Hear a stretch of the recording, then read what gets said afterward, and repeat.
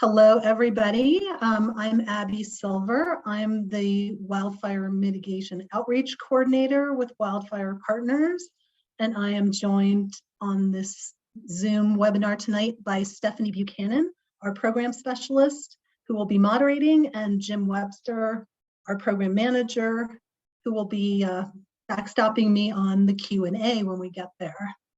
So I'm just going to start really by briefly just going through what we will be talking about tonight. So I'm going to start with just a brief introduction to the Wildfire Partners program, talk about what a wildfire is, get into the meat of the discussion, an overview of our community mitigation planning services, and then end with a Q&A. So this will be probably about a 15-minute presentation, and then we'll go into the Q&A. And I imagine most people here are pretty familiar with Zoom, but just to let you all know, the Q&A button is in sort of the center of the bottom of the screen.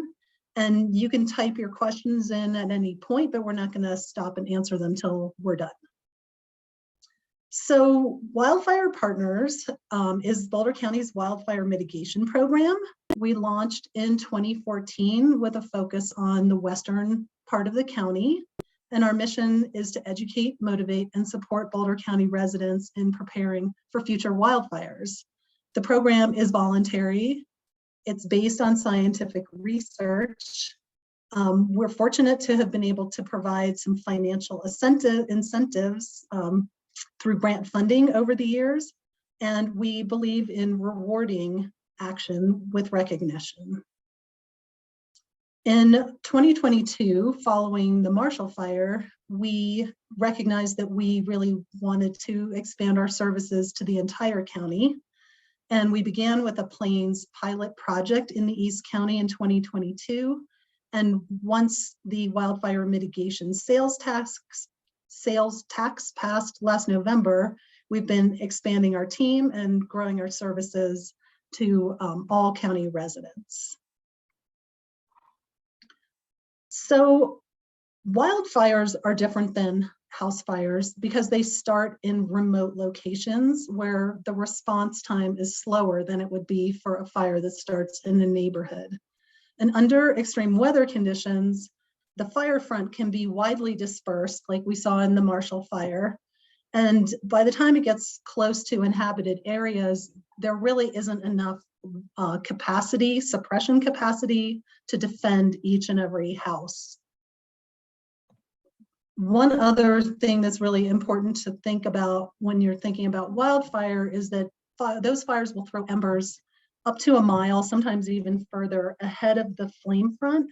And those embers are actually responsible for most of the home loss during a wildfire. So they land in the tinder fuels that are around a home, like wood mulch, dried leaves, and so on.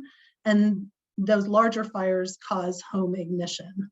So this is why in densely clustered communities, like our urban communities, these fires can be really terrible, like the Marshall Fire was, because it can lead to an urban conflagration, which is what we saw.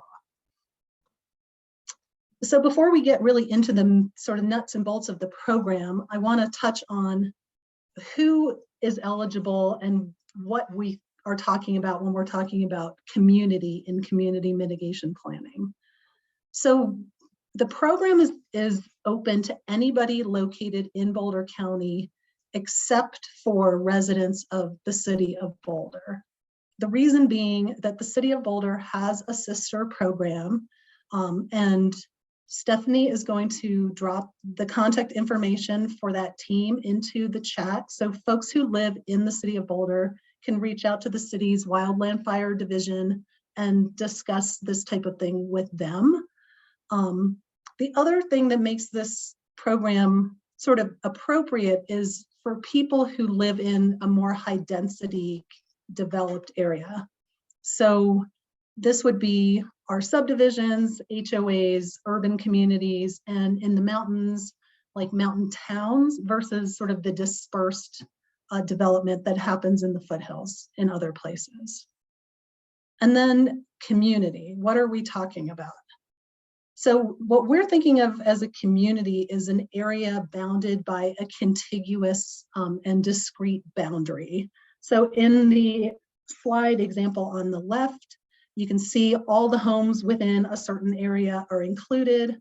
What we're not looking for is like what you see on the right, where somebody might pick and choose, like, I want to work with these neighbors, but not others.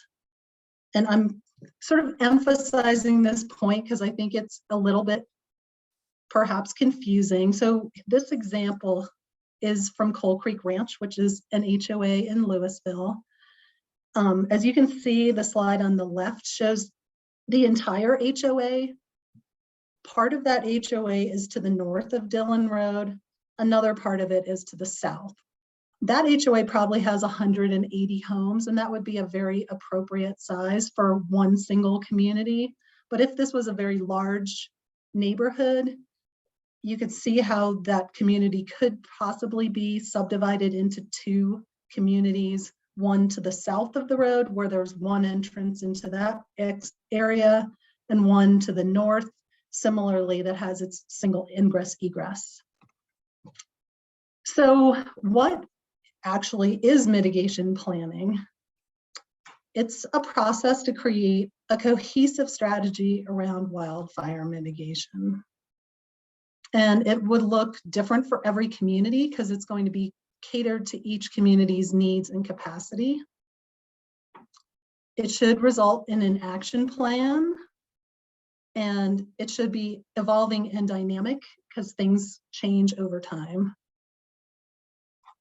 And I imagine people who are here tonight might be curious about whether they would be the right person to be the community liaison. So I want to dive a little bit into that. Who could take on this role? And the answer is really anyone could be the community liaison. Their role would be to lead the community mitigation efforts. And if you live in an area like an HOA that has a structure already to it, it's probably best to work within the existing structure, but having an existing structure is not a requirement. So this person who takes this on, here's a few of what I think would be the ideal skill sets for that person to have. Number one, an actual interest in wildfire mitigation. This is something you will be immersed in. A willingness to work collaboratively, since this should be a community effort. Enthusiasm about working with your neighbors. And ideally, some leadership ability and project management aptitude. That being said, one person does not have to be the end-all be-all. These sort of responsibilities can be shared once you have a committee in place.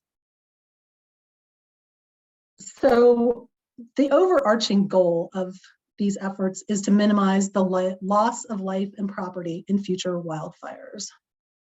And the benefits are, first of all, in the urban areas, resilience is going to be predicated on collective action. Like I mentioned, if one house catches fire and it's only 14 feet from the neighbor's house, chances are that neighboring house is also going to catch fire. So they need to be looked at as a unit.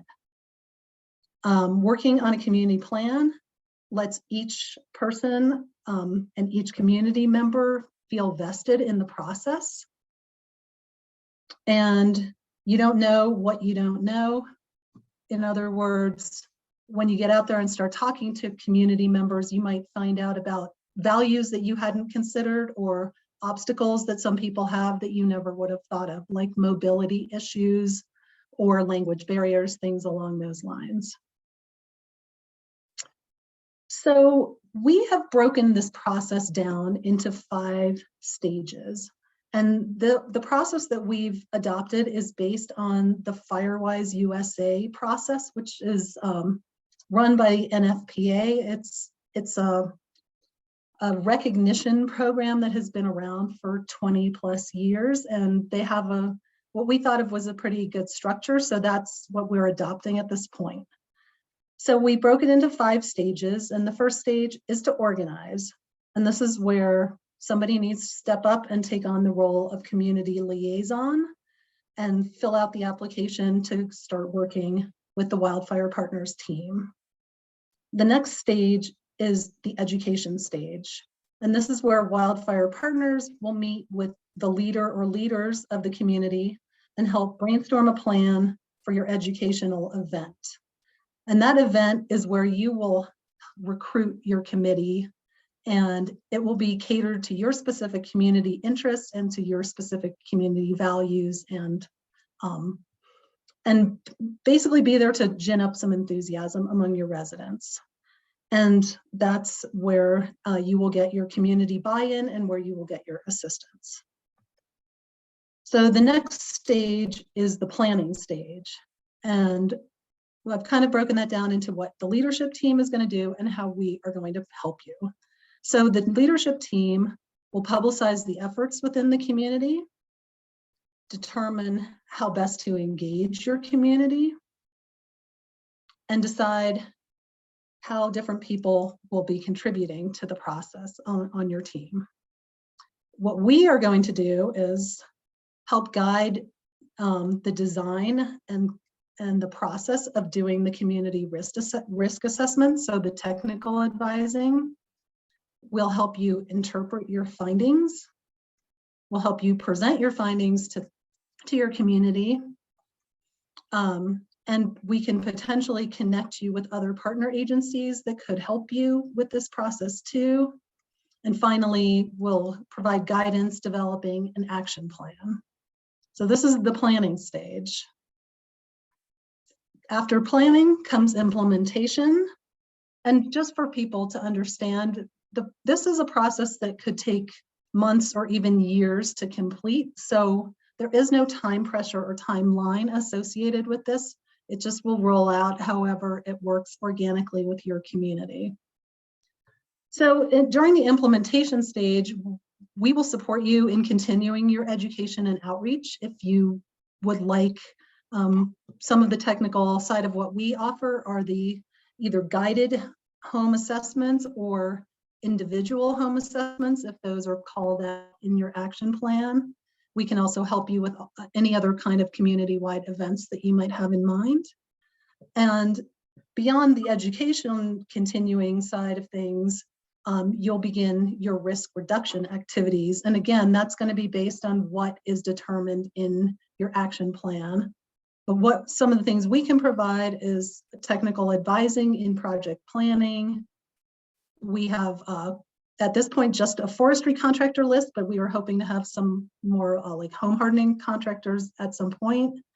We have a free chipping program that will help with biomass removal, and we can advise you on grant opportunities through like the State Forest Service, the county, or other agencies. And stage 5 is probably the most important one, which is keep it up. This is not a one and done process. This is just laying a foundation for a continuous process. So settle in for the long haul and take it at your own pace. So when is the right time to apply for community mitigation planning? Are you ready? So are you not quite ready to commit? Maybe the best place to start is with just an outreach and educational event. You can apply for us to come out and do a community event at any point in time and take it from there.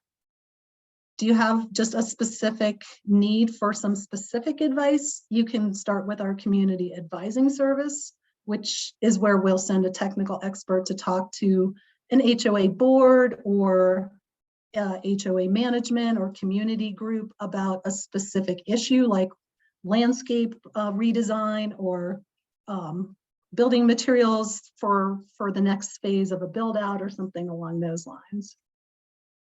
But if you have a community structure and you have people ready to take on leadership, then you are ready to fill out our community mitigation planning application form. And once you do, someone from our team will reach back out to you and start the conversation. So that is the formal presentation. And now I think we are ready to open it up to questions and answers. And once again, I just want to make it clear that you are welcome to reach out to me. My contact information is on the bottom of this slide.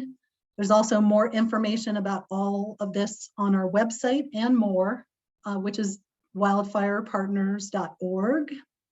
And at this point, I'm going to toss this over to Stephanie to see if we have any questions. Oh, sure. All right. So we have a question from Scott in the audience. He is going to be working on developing, building a new community in Superior in 2024. And he is wondering if our team would be able to assist in looking at mitigation from the ground up with that community. He basically asks, would they be able to fill out an application for assistance in this development of this 15-unit residential area? I guess the short answer, are there any homes there, or is this just in the development process, like in the design phase? It's in the design phase right now, it looks like. Okay, so I think in the design phase, this would be maybe more of a area for the technical advising.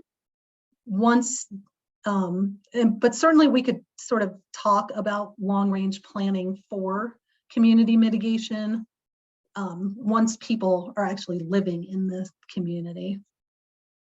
Agreed. Our county staff collaborates with the town of Superior and our chief building official and other building folks. We have those mitigation specialists that have the building code expertise. So the technical advice portion of our services is probably the most important. In all these cases, we'll be partnering with a lot of other entities, whether it's the town or a fire district or other experts that we'll bring to the table as well. Okay, thank you. Lisa asked a question that I bet other people are wondering. She wonders, when we talk about the word community, if you have to have every house in that neighborhood or every house within the boundary participate. So that I know this is a really sort of complex concept for this, which is every house needs to be allowed to participate, but you do not need to wait until every homeowner has bought into the process. It's so the community, with air quotes, that I was trying to explain is what the community should, what we consider the community. Maybe Stephanie, did that make sense to you? Or you could ask Lisa to unmute. Right. And I think, yeah, we don't expect every member of the community at the beginning to participate or agree to some action plan. As Abby said, they're part of the community, but you don't have to have everybody signed up in advance. The community event, if 2 people come to your community event, that's okay. It's not great. If 10 people come, even better, or the more people. I mean, we want to have some momentum in the community, but it's not required that or expected that every community member would participate in all the activities.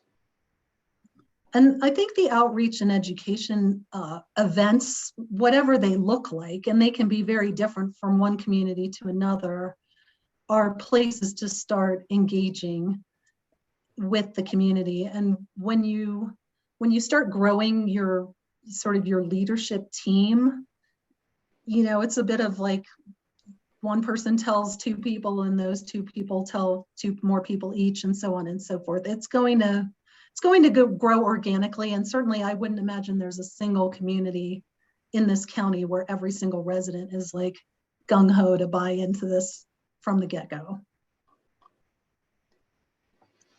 Thank you. But I guess this is sort of maybe to get back to the question, like that if the community, if this person is ready to start working with their community, then they could apply for sure for the program. Wonderful. Okay, our next question is from Joanne. It's two parts. The first one is where or what communities have adopted your program? And then the second one is how exactly do you get a community buy-in from people who are rebuilding their homes, raising families, and working? And I can take that one in the sense of starting. We're starting this program today, but it's built on the Firewise program. And so we've had approximately a dozen communities in Boulder County over the last 25 years work through this process. So the State Forest Service has led this community mitigation program in collaboration with fire districts in the past. And so now the State Forest Service doesn't have the capacity to do more than a couple communities a year. And so we are filling that role in terms of that technical service that the State Forest Service used to provide. We'll invite them to participate along with the fire district, but the Wildfire Partners in Boulder County is entering into this space now. But over the last 20 years, the State Forest Service has been working with communities to do exactly this process. And so, you know, as you mentioned, individuals in that community, life goes on. People are raising families, working, and so people are volunteering some of their time, just like volunteering for a nonprofit or some other entity or some other community function. They're doing what they can in terms of their capacity, event or two a year, getting volunteer. But yeah, it's not a full-time job for these community volunteers. They spend the time that they have available, and that's where we can offer some technical assistance to ease that load. But it's a program that's been in place across the country for 25 years that several hundred or several thousand communities have gone through. We're sort of changing it a little bit now by adding in the Wildfire Partners team to provide that technical assistance and to take it to a larger level. Again, you know, having 8 or 10 communities in the county over the last 20 years is good, but we think we can get a lot more communities involved now that there's more interest. And Abby can add on as well. Yeah, I was going to sort of piggyback on that and come at it from a sort of a different angle, which is, I think from the leadership side, it goes back to what I said about if you are going to be the community leader, you should have a passion for the subject. And I'll share that this is how I got involved in this kind of work back in the early 2000s as becoming that community liaison for my fire district. And here I am now, like 15 years later, doing the work kind of professionally, but still really enthused about it. So that's sort of the leadership committee side of it. If you aren't interested in the subject or you don't have time or capacity, then that's not the right role for you. But from the other side, as like looking at the community and the kind of change you're trying to foster, that is really more like a culture shift or an attitude shift. And that doesn't necessarily take any time. It's just like getting people to start thinking differently about wildfire and the way that they behave as a community member around that issue. So you don't need to, like, not every person in the community is going to be putting hundreds of hours a year into this, but if they're just paying attention and altering their behavior in small ways, then that's success also. All right, thank you so much. I do want to follow up. There's another question. Jim, you talked about Firewise communities briefly and the Forest Service and our kind of new role. So there is a question, is one of our intentions that communities apply for Firewise USA recognition? And I think you've already answered, but I just want to ask again, if so, will Wildfire Partners help with that process? Yes, I mean, it's a strong national program that we recommend. So we will encourage communities to apply for that program, and we will help them with that process. Specifically, with a community risk assessment, just like fire districts and the State Forest Service have in the past. So yes, we will provide that support, but it's the community that actually will submit the application.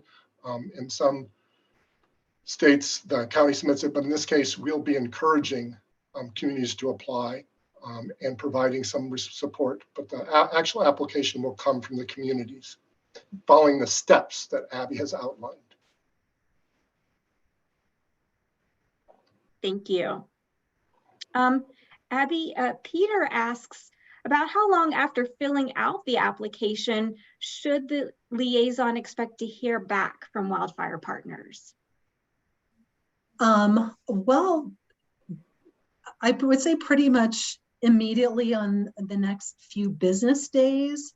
So I'd say, let's just say, to be safe, within a week of applying, we will at least get back to you and acknowledge and try to find a time for us to meet and talk. Recognizing holidays and travel schedules, but yeah, that's right. There's always that. This is, of course, a strange time of year for us to be launching anything, but. Cool. All right. Ian asks if there is work already going on with the Rock Creek HOA or the town of Superior. I guess I'll field that, and then Jim, you can jump in. I don't know about like actual specific applications for this from the town of Superior. I know there is a lot of interest in the town of Superior, and the town of Superior is very organized around this subject, but we have not yet met with any community liaison or had somebody apply from that community. correct. We're talking with Allison James and doing work in general with the town of Superior, but there's no applications from any communities for the community mitigation program that we received yet from any Superior communities. And I guess I'll just jump in really quickly to sort of tag on to that, which is we would really love to recognize all the great work that's being done by the rebuilding community and engage with you all in a forward-looking way. I know people are starting to get back into their homes, which is really exciting.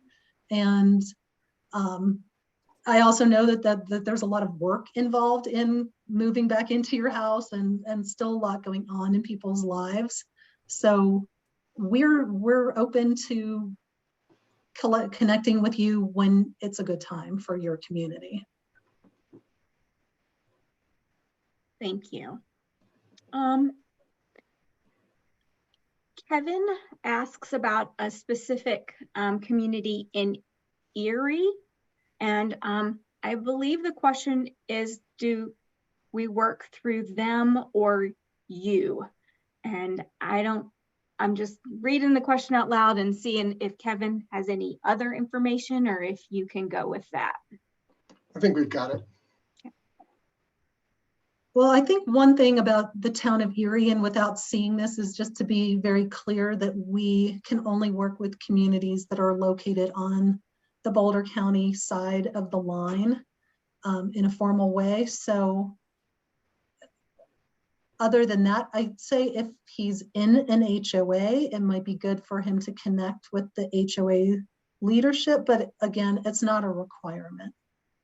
Jim, I don't know if you would answer Right. the same way. We invite, like whenever we're working with a community, we'll invite the local jurisdictions, the towns, and the fire district to see if they'd like to join us in supporting a community. They may or may not. So I think it's good to be inclusive in terms of other governmental entities or technical resources that you can bring to bear to help you. So you can contact both, and it's your really choice. But what we're offering today is to people to contact us if they're interested. Thank you for that clarification. Nick's question is, can you help our Red Fox Hills HOA with fire mitigation on the grasslands managed by county agencies like Parks and Open Space, BVSD? and other agencies that surround us on 3 sides? If so, how can we initiate that cooperative process? Jim, I'm going to let you field this one. Sure. As part of the community risk assessment, we would look at the land neighboring a community and those landowners, whether it be Boulder County Parks and Open Space or another entity, and include that in the analysis of the fire behavior and the risks on the community. And that could be part of the community action plan. And so communicating with those landowners in terms of their management actions and how we can coordinate. One of the things that's happening right now is in the Boulder County Fire Shed, we have a grasslands work group, and we're surveying the different open space agencies on their policies and managing in terms of mowing and grazing grasses. So certainly as part of this process, the focus is on the community and some of the neighboring processes. So we're not necessarily doing all the landscape work. We have another program in our Strategic Fuels Mitigation Grant Program that's focused on the landscape scale mitigation, but there will be an interaction on this community mitigation program with neighboring landowners like open space. So that's part of this process to go through an assessment and an action plan that focuses on the community and some of the neighboring properties that influence the risk towards that community. So, applying for the community mitigation program, going through the steps that Abby outlined in her presentations is the way to initiate that cooperative process. Well Okay. said. Yes, beautiful.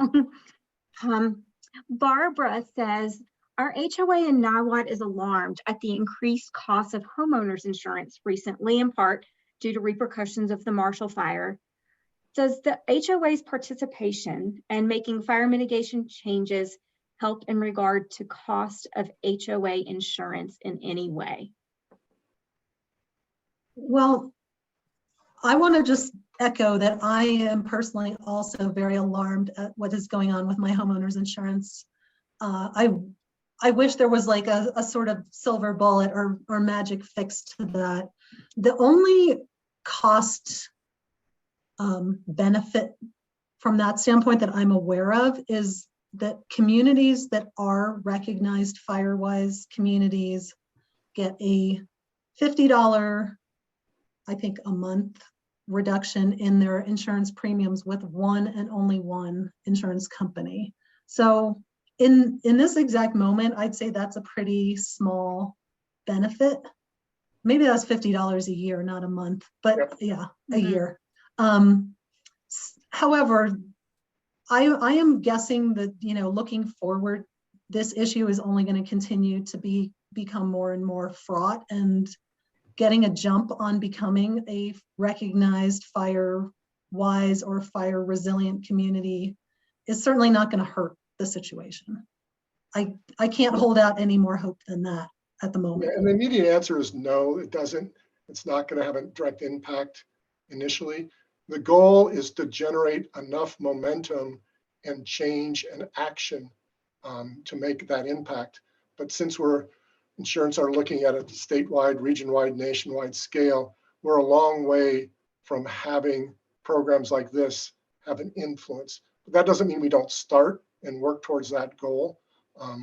So we're working with insurance companies to let them know the importance of mitigation and how that can reduce risk and reduce home loss. But in terms of expectations of reducing costs, really that's based on the number of events and reinsurance markets and that larger picture that we don't have a lot of influence over, but we're working on indirectly. Okay. Our next question is from Barbara. She says, what if you'd gotten through stage 3 without Wildfire Partners getting formally involved almost a year ago, and then the community lost interest? I think the question is, what do we do now? Or what do you suggest we should try? I think that's a great question. And, interest is always sort of going to ebb and flow, but I think engaging with us to try to figure out some strategies would be a good good move at this point. It's as if you sort of are starting from the beginning, but you're just sort of restarting things. Right, and I mentioned the 10 to 12 fire-wise communities we have in the county. They've gone through ups and downs over the years, lost momentum, come back, gone through lulls. So this is the challenge to how do we keep momentum going and interest. And so we're happy to help with that. Okay. The next question is about fencing. We have the folks in Superior's Sagamore neighborhood asking for guidance and potential help with funding on rebuilding of fences that are fire-wise. I can state the complete sentence or question if it's helpful. Jim, do you want to start on this one? Yeah, I mean, our technical assistance, I mean, that's why we're launching this community mitigation services, so we can sort of structure the assistance we're providing communities, because we get calls and requests on a regular basis for help. You know, this application process through the community mitigation program will allow us to sort of prioritize the communities we're working with and have a structured application process so we know how that's taking place.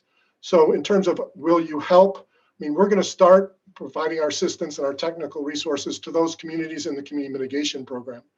So we'll be providing help to folks who are going through that process and providing that assistance. So, you know, the best way to access our technical assistance is through the community mitigation program. And that's why we're here tonight, encouraging people to apply for those technical assistance resources.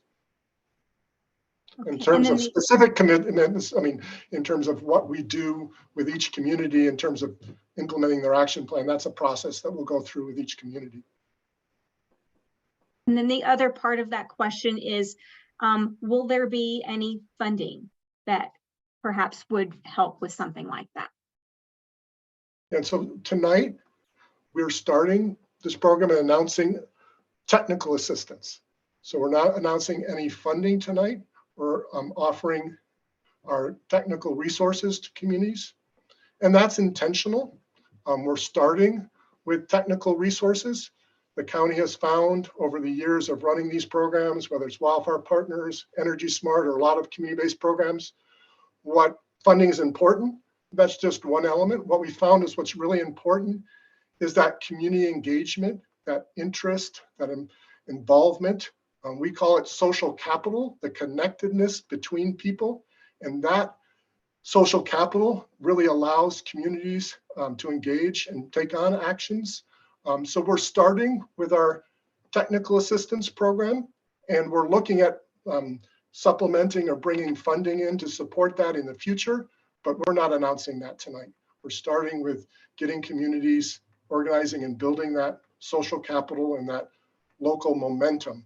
And then, you know, in the future, we'll be looking at how to support with some financial assistance communities that are engaged and active in building that social capital. Thank you, Jim. Kevin asks, who will coordinate with abandoned ditches in the county? Is that something that we are going to be a part of, or what do you think? And by we, is he asking about, is Wildfire Partners a part of it, or is he meaning we, the community he represents? He says, who will coordinate with abandoned ditches in the county? So I'm assuming. Okay, so that's not the focus of tonight. We're talking about community mitigation. We do have a landscape scale mitigation program looking at ditches. And so we're working with Parks and Open Space and others on the ditch issue, not necessarily abandoned versus active ditches, but you know, whether it's larger landscapes, we are looking at ditches, including Wildfire Partners and county staff in terms of how they involve in mitigation. And that falls under sort of our landscape program. But it could be brought into a community mitigation action plan as well. But Parks and Open Space is the agency in the county that's taking the lead on the ditch issue. Okay. Matthew is interested in becoming a community liaison. Yay, Matthew, says the cheerleader in the group. But his neighborhood isn't a part of an HOA. And he says he hasn't talked to his neighbors about wildfire mitigation yet. Should he apply first and then try to get some members on board, or should he go a different route? He's not sure of the first step to take since he doesn't have an HOA. Yeah, that's a great question. And I think if he's enthusiastic, go ahead and apply. And, you know, I think there's sort of two ways to get to the same place. One is you start off with an enthusiastic group. The other way is you have to generate that enthusiasm in some way. And as I mentioned, I sort of took this role on 15 years ago in my community. And the way I generated that enthusiasm was by hosting an educational event. And a lot of community members were interested and they came, and then I made my pitch like, hey, we want to start doing this as a community. And I think I had about 15 people sign up. So, and just for perspective, this is in a fire district that had about 175 homes in it. So that's certainly not a bad way to go. You're not locking yourself into a lifetime commitment if you don't end up generating enough enthusiasm and you don't move forward. It will be unfortunate, but it's not the end of the world. I personally am more in the camp of it's better to try and fail than not to try at all. So Jim, maybe you have the opposite perspective. I don't know, but that's my answer. Right. Good answer. And as people know, we're so lucky to have Abby on our team with so many years of experience dealing with the 4 Mile Fire and Sunshine, and worked with over 1,000 homeowners to reduce their risk. So she's leading up this new program, and we couldn't be more thrilled to have her in this position. So she's a great resource for the community and the county, and just does an outstanding job day in and day out. Thank you. So Joanne has asked, in the same vein as Matthew, she doesn't have an HOA or a place actually to organize a group. She asks if we're willing to pay for and come to a room in Louisville to discuss the educational event. She doesn't know if she wants to apply. Yeah, just a quick answer. We have lots of rooms in terms of resources, whether it's a fire district, a county building across the county, or another entity. So we often don't have to pay for meeting space, but we can often help you find a location that we can meet in for free. So that shouldn't be an obstacle to participation. But if there's no space to meet and there has to be a pay, we might be able to support that cost for sure, depending on a lot of factors. But we try to find places for free, and often a fire district or a school or a county, we have county buildings we can meet at, or some neighborhood community centers. But I vote for Maui personally, so. I don't know if that's the best place. No, that is not where your Mm-hmm. tax dollars are going, don't worry. There are some questions that are asking specifics about fences and grasslands, and I feel that perhaps, well, I'm going to leave it with you. Would you like to answer those specific questions or have me ask them, or would we prefer that folks, gather their communities and then talk as a group about those specific concerns?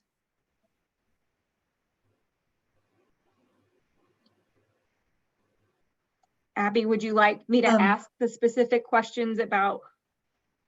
I'm totally fine answering specific questions if people want to stay on. I think we have reached our perhaps advertised end time, though I'm not sure when that was, if it was 5:45 or 6, but certainly happy to answer people's questions. So if we're finished with the general questions, I guess people can either stay and listen to the more sort of targeted questions, or I will sort of conclude prematurely by saying thanks to everyone who doesn't want to stay on for joining us this evening. And again, please feel free to reach out.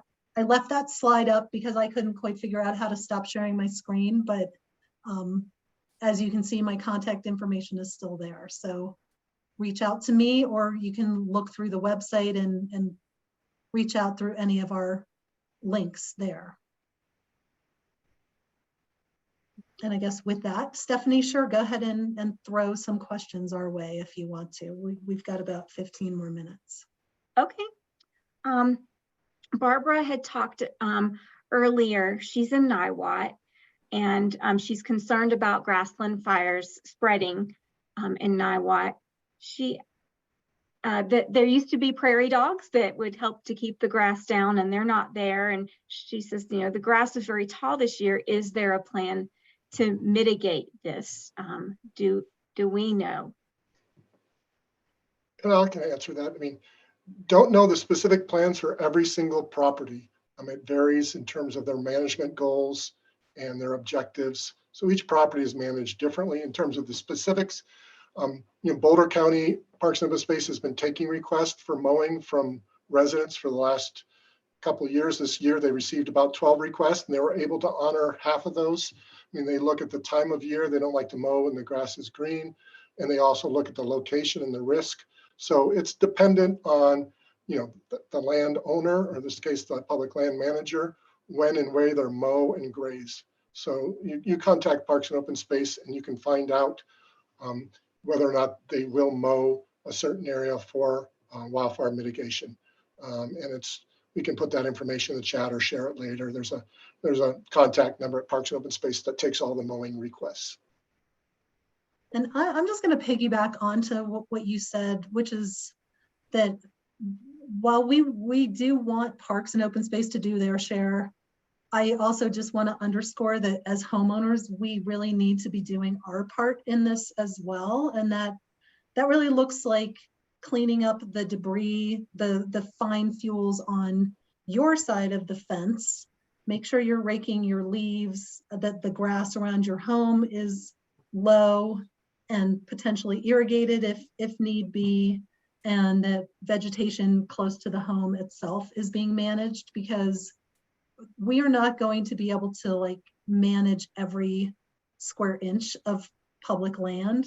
So there is always going to be a risk that embers or some type of fire activity might make it onto your property. So we do want to remember that this is a partnership.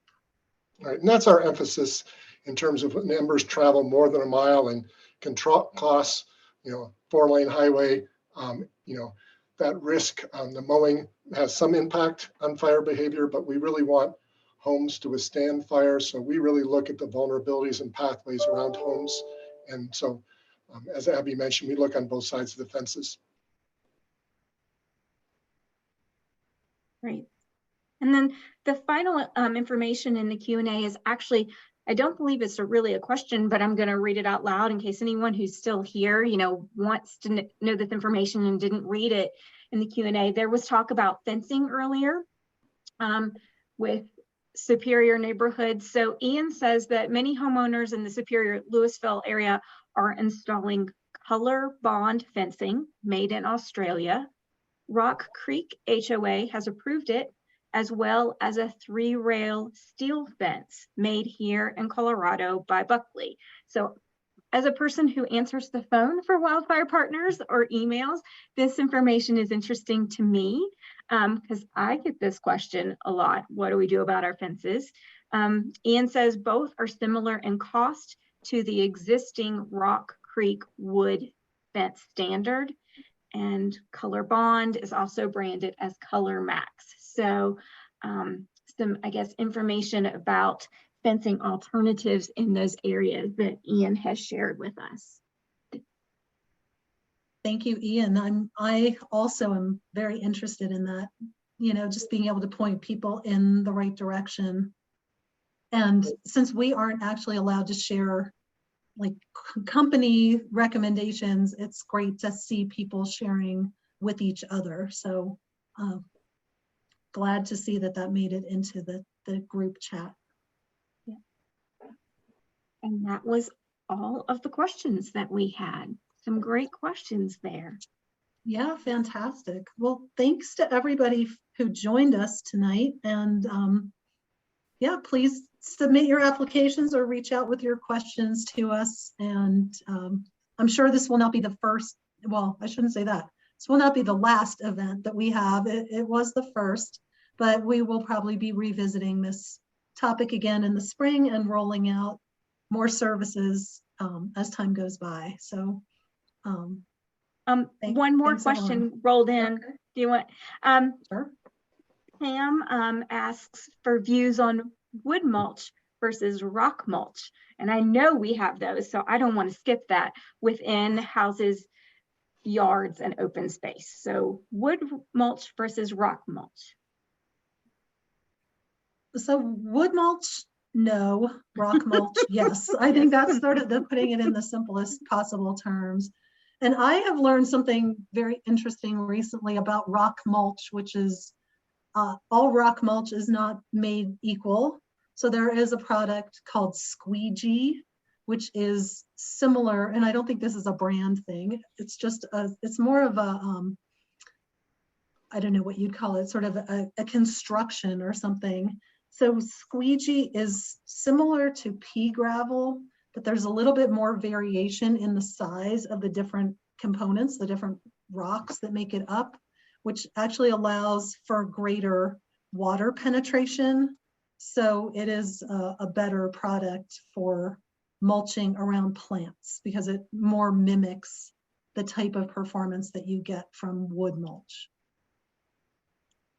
So you have now received all the wisdom that is in my head on this topic, but Squeegee. All right, that was the last question, and some thanks, which is always kind to share if you didn't see them in the Q&As. Folks thanking us for being here, and we say thank you for joining us, of course. We wouldn't be here without you all. And we look forward to following up with all of you.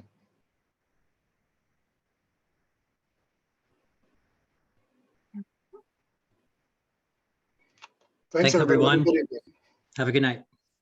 Good night. Night.